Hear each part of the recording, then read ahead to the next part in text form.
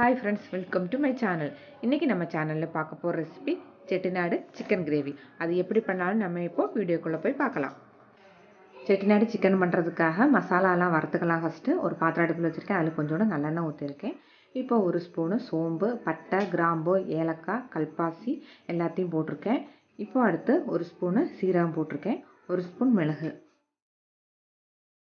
பட்டை வத்த ஒரு 4-5 பட்டை வத்த போட்டுருக்கேன் நான். அடுத்ததுல ஒரு ஸ்பூன் மல்லி விதையும் போட்டுக்கலாம். இப்போ இது எல்லாத்தையும் போட்டு நல்லா ஃப்ரை பண்ணிடலாம். இப்போ இது நல்லா ஃப்ரை ஆயிடுச்சு. இப்போ நம்ம அரை கப் தேங்காய் இதில் சேர்த்துடலாம். தேங்காவை சேர்த்து நல்லா செவக்க வறுத்துடணும். அப்போ தான் நம்மளுக்கு இந்த கிரேவி ரொம்ப டேஸ்ட்டாக இருக்கும். இது நல்லா கலர் மாறுற வரைக்கும் நம்ம நல்லா வதக்கிடலாம். இப்போ இதில் கொஞ்சோண்டு கறிவேப்பிலையும் சேர்த்துக்கலாம். இப்போ இந்த மாதிரி நல்லா செவந்துடுச்சு. இந்த ஸ்டேஜில் நம்ம அடுப்பு ஆஃப் பண்ணிவிட்டு இதை நல்லா ஆற விட்டுடலாம். நம்ம நல்லா ஆறின பிறகு ஒரு மிக்ஸி ஜாரில் சேர்த்து நல்லா நைஸாக அரைச்சி எடுத்துக்கலாம். அரைக்கும் போது ரொம்ப நைஸாக அரைச்சிருங்க. அப்போ தான் நமக்கு கிரேவி நல்லாயிருக்கும். இப்போ ஒரு பாத்திரம் அடுப்பில் வச்சுருக்கேன். இதில் நம்ம கொஞ்சம் நல்லெண்ணெய் சேர்த்துக்கலாம். சிக்கன் குழம்பு வைக்கும்போது நல்லெண்ணெய் சேர்த்து பண்ணுங்க, ரொம்ப நல்லாயிருக்கும். இதில் இப்போ நான் ஒரு ஸ்பூன் சோம்பு, 2 பட்டை வத்த, கொஞ்சம் கறிவேப்பிலை சேர்த்துருக்கேன். இது நல்லா புரிஞ்சு வந்தோடனே நம்ம பெரிய வெங்காயம் சேர்த்துக்கலாம். பெரிய வெங்காயத்தை நான் கட் பண்ணி எடுத்து வச்சுருக்கேன். அதை இப்போ இதோட சேர்த்துடலாம். பெரிய வெங்காயம் சேர்த்த பிறகு நல்லா வதக்கிடணும். நல்லா வதங்கினாதே நம்மளுக்கு இந்த குழம்புக்கு நல்லா டேஸ்டியாக இருக்கும். உங்களால் எவ்வளோ வதக்க முடியுமோ அடுப்பு சிம்மில் வச்சு நல்லா வதக்கிடுங்க. இப்போ நல்லா வதக்கி வந்தோடனேயும் நம்ம ஒரு ஸ்பூன் இஞ்சி பூண்டு பேஸ்ட்டு அதில் சேர்த்துடலாம். அடுத்து ஒரு தக்காளியை நான் கட் பண்ணி எடுத்து வச்சுருக்கேன். அதை இதோட சேர்த்துடலாம்.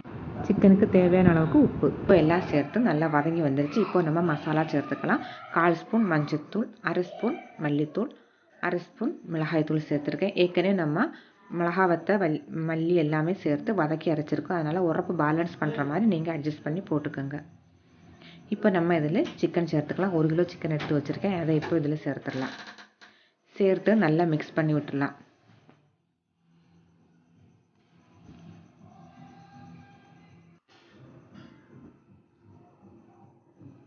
இப்போ நம்ம இந்த ஸ்டேஜில் தண்ணி ஊற்றக்கூடாது. இந்த சிக்கனில் இருக்கிற தண்ணி இறங்கி நம்மளுக்கு சிக்கன் ஓரளவுக்கு வெந்துடும். இப்போ நம்ம மூடி போட்டு ஒரு 10 நிமிஷம் வச்சிடலாம்.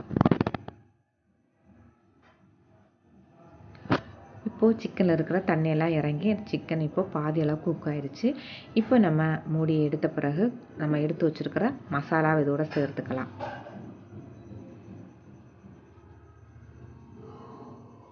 மசாலா சேர்த்து நல்லா மிக்ஸ் பண்ண பிறகு உப்பு உரப்பு எல்லாத்தையும் பார்த்துக்கலாம். ஏதாவது தேவைப்பட்டுச்சுன்னா இந்த ஸ்டேஜில் நம்ம கொஞ்சோண்டு சேர்த்துட்டு நம்ம இதில் கொஞ்சோண்டு தண்ணி ஊற்றிக்கலாம். நம்ம கிரேவி நல்லா திக்காக எடுக்க போகிறோம், அதனால் கொஞ்சமாக மட்டும் ஊற்றிக்கலாம். இப்போ நம்ம திரும்ப மூடி வச்சு ஒரு 10 நிமிஷம் ஆயிடுச்சு. நல்லா தண்ணியெல்லாம் வற்றி நம்மளோட செட்டிநாடு சிக்கன் கிரேவி இங்கே சூப்பராக ரெடி ஆயிடுச்சு. இப்போ நம்ம லாஸ்ட்டில் இதை எடுத்துகிட்டு கொஞ்சோண்டு கருவேப்பிலையும் கொத்தமல்லியையும் போட்டு நம்ம சிக்கன் கிரேவியை எடுத்துடலாம். ரொம்ப ரொம்ப டேஸ்டியான இந்த செட்டிநாடு சிக்கன் கிரேவி நீங்கள் வீட்டில் கண்டிப்பாக செஞ்சு பாருங்கள். செஞ்சு பார்த்துட்டு எப்படி இருக்குது எனக்கு கமெண்ட் பண்ணுங்கள். வீடியோ பிடிச்சிருச்சுன்னா லைக் பண்ணுங்கள், ஷேர் பண்ணுங்கள், சப்ஸ்கிரைப் பண்ணுங்கள்.